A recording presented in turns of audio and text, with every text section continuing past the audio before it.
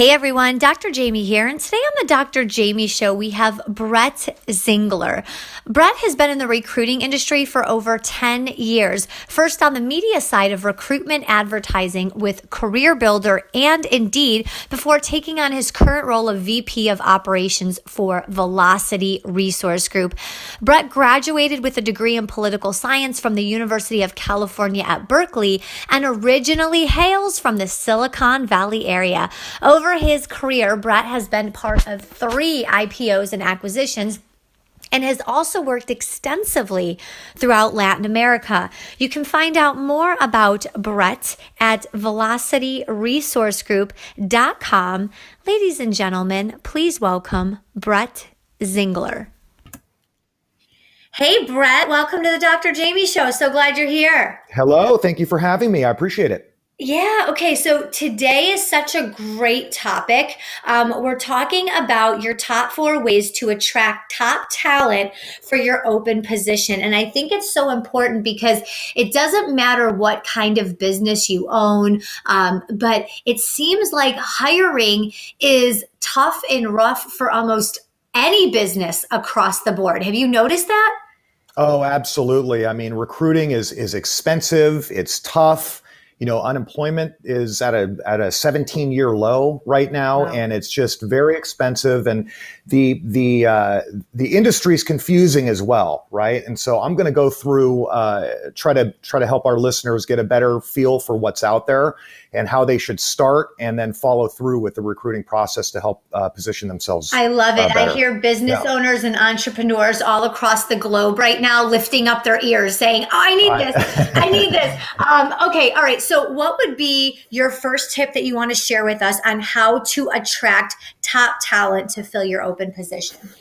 Yeah, I would say to start at the beginning, just like companies really focus on and spend a lot of time and money creating a consumer brand, I think having an employment brand is very important, if not equally as important as having a consumer brand, right? Mm-hmm. So the way to do that is to get a feel for, why do people come to work for you? Why do your longstanding employees, why do they stay there? Why would somebody want to change careers and come over to your company, right? Mm-hmm. I think it's important for business owners to go out and survey people that they just hired, okay, to find out why they came on board. Current employees, get a feel for what they love about the company and what the company culture is, and then sit down and articulate that. Put some graphics to it. Create a page on your website that articulates succinctly what your employment brand is and why people want to come work for you and end their career with you. I think it's very important. I love those tips. I'm actually writing a few of them down right now. So it is like, just like you have a company culture, you need like that hiring culture. And I don't know if this is going to be another tip of yours, so I don't want to blow it here, but it sounds like when we create a job description, our culture should be within that job description as well. Would you agree?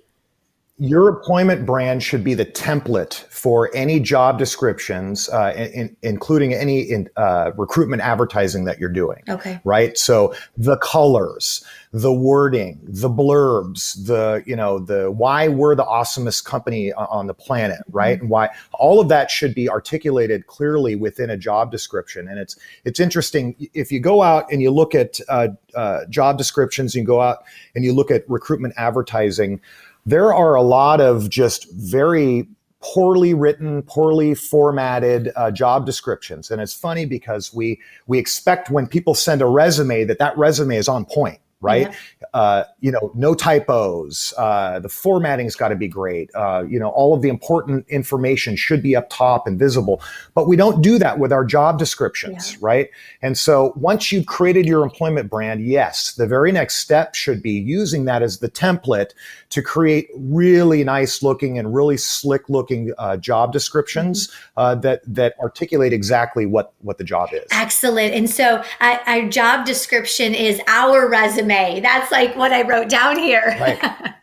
That's right. That's right. It's our resume. It's our opportunity. And you don't get a whole bunch of chances, right, to really articulate or put your resume in front of candidates. And so you really want to have it be something that's going to stick with them and is going to compel them to say, wow, this is a company that really takes employment seriously, and I'm going to apply for this job. Okay, excellent. So tip number one, almost have an employment brand. So what would be your second way to attract top talent for our open position? Okay, so I talk all about recruitment advertising, and I come from that world, right? But I'm going to tell you that is checking a box. You don't want to just throw your job descriptions or advertise your open positions and then keep your fingers crossed that the next rock star employee is going to go happen to find that job description or that ad and apply to it, right? So a lot of us make that mistake. We just throw some advertising up on Craigslist or Career Builder or Indeed, and we keep our fingers crossed that we're going to get our next rock star candidate. And it just doesn't work like that. You've really got to go out and you've got to go find people. And so while your employment brand is important and your job descriptions are very important, it's equally, if not more important, to go out and find people that fit the description and go passively recruit them. So you hear us in this industry talk about passive recruiting, and that's what that is. You got to go out on LinkedIn. You got to go surf LinkedIn for people that are doing a similar role, right? Set up your search parameters and find their contact information and call them. Right. So there's no silver bullet in all of this. There's no one-stop shop is going to attract everything that I want in a candidate. You really got to go out and find it. It's not easy. I guess what I'm learning here is that it's like anything else in life. It doesn't come to you. You've got to go out and work for it. And that goes with looking for someone to fill a position that you have open. You're not going to throw up on Craigslist a half-ass job description and expect a top candidate to apply. You've got to look for these people. You've got to feel them out. You've got to show them culture. You've really got to go out and find ways to attract that. Is that what I'm hearing? That's what you're hearing, and that's what we do here at our company. Every day we work as a complement to our clients, to their recruiting teams. And what we do is that really labor-intensive, nuts and bolts, passive recruiting that is difficult and time-consuming and expensive to do. And the important part of it is that recruiting itself is never going to go away. So there's never going to be some automated way to attract the perfect candidate. You really got to go out. You got to hunt for people. So what we do here is we track down cell phone numbers, personal contact information, personal email addresses. We'll even call people at work, and we'll pick up the phone and we'll call them and we'll say, I've got an awesome opportunity for you. I've been looking at your profile. I think you're perfect for this job. Let me tell you about it and let me get a little bit better of an understanding of who you are and what you do. And then if our client is interested in speaking with you, they will pick up the phone. Yeah, and I'm listening to all this and I'm like, I don't have time for this, Brett. I don't have time. Thank God for you. Because if a company's hiring for 3 or 4 positions, especially if you're a small business and you don't have a huge HR department and all these other things going on, you're doing it as a one-man show or a one-woman show. And for me, for example, I have to focus on my coaching. I have to focus on my show or my businesses. I don't have time to sit there and track down someone's phone number and call them and try to figure this out. So it's great that you kind of can help with the passive side. Is it passive hiring? Am I saying that? Is it passive? I didn't write the word. Passive candidate recruiting. Yeah. Okay. And if you, exactly. And if you think about it, what you're doing, if you're not recruiting passively or passive candidates, you're not playing in the same playing field or on the same playing field as some of these larger companies, right? So large companies will have very sophisticated talent acquisition departments, and they do all of the things that we're talking about, and they're doing it 24/7. Right. So if you're a company that is kind of stretched for resources, you don't have a huge recruiting budget, you don't do much in terms of passive candidate attraction, you're doing yourself a disservice because those candidates are getting contacted by these talent acquisition departments who are actually going out and engaging with them. Right. Yeah, and through a lot of the books I've read, it says your company's as good as your like lowest performing employee. So it's very important to grab these top talent. You want these A players, because if you're operating, you hire 5 people and they're all C's and D's. That's what your company is operating at. So hiring is so imperative and so important in running your business. Okay, Brett. So now we have an employment brand. We're really great with the advertising, this passive recruitment you talked about. What would be your third way to attract top talent for our open position? So the way that we do it here and that I recommend for any company, whether they're, a 5-man show or they have 50,000 employees, is to create a pipeline and create a means of communication with candidates.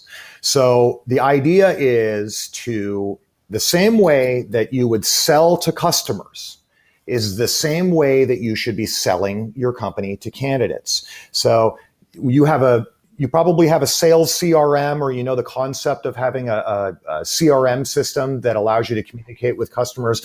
They have CRMs out there for candidate communication, where you can create a database of candidates, you collect all of their contact information, and you continue conversations with them via email. You shoot them out newsletters, you shoot them out new job opportunities, you engage with them. And that's the way that you can not only leverage the money that you've already spent on recruiting, but also create communications for the future. And I can't emphasize enough how important it is for your brand to be constantly communicating with a database of candidates. It's extremely important. Yeah, just like we do it with our clients and customers, why wouldn't we do it with the people that we are, potential candidates? It also sounds like that's a form of the passive recruiting, right? Sending them newsletters and job openings, sort of just keeping that line of communication open.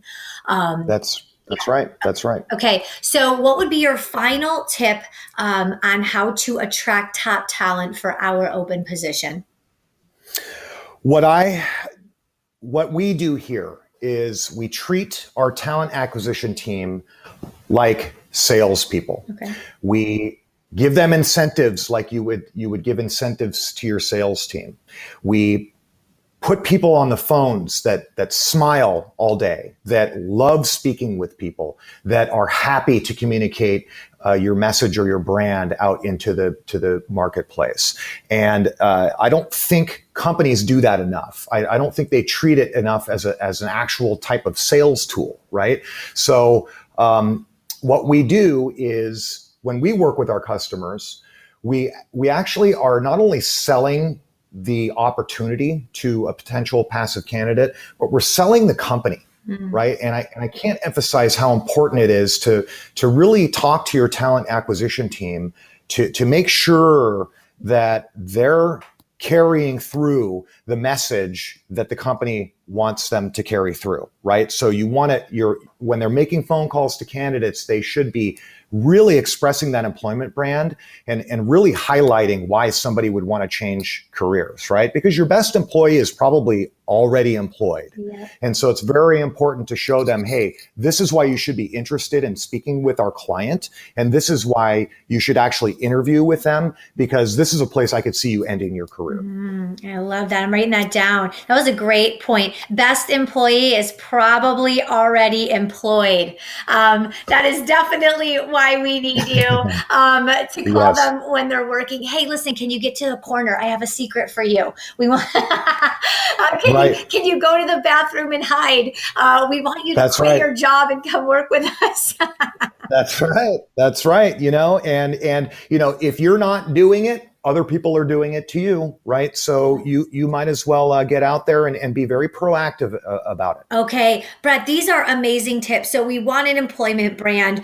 We want to make sure that we have strong advertising, sort of that passive recruiting, create a pipeline and a means of communication, and not only sell the opportunity, but sell the company. These are fabulous tips. Everyone out there, if you are looking to attract top talent, you've got to heed Brett's advice. Get a hold of Brett. Brett, if people out there want to get a hold of you, learn more about what you do, where can they go to find out all that information about you?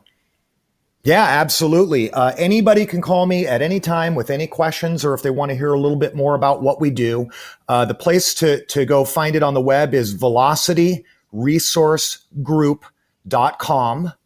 And my email address is bzingler@velocityresourcegroup.com.